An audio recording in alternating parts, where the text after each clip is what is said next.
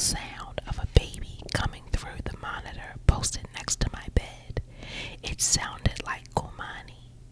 I rolled over to see if my boyfriend had come to bed yet, but his side was empty. I rolled back over and looked at the clock. It was 3:18 a.m.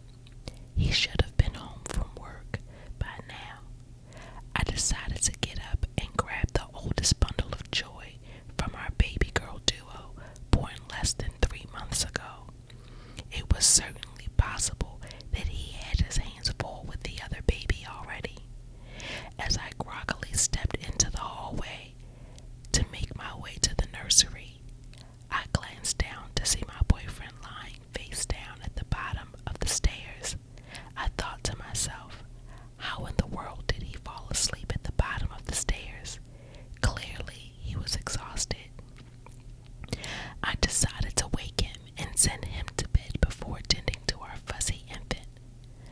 I walked down the stairs and stopped just before him. I shook him and said, "Craig." There was no response. I said it louder and slightly lifted his shoulder off the floor. "Craig." Still no response. Still not alarmed, I started to roll him over. After rolling him on his back, the panic set in. I looked at his eyes and they were rolled back.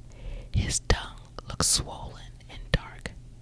I placed my finger under his nose and felt cold, still air.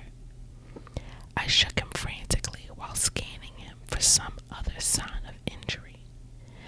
I then checked his pulse. Nothing.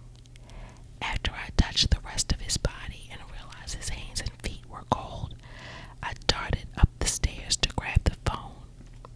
I dialed 911 and ran downstairs. As soon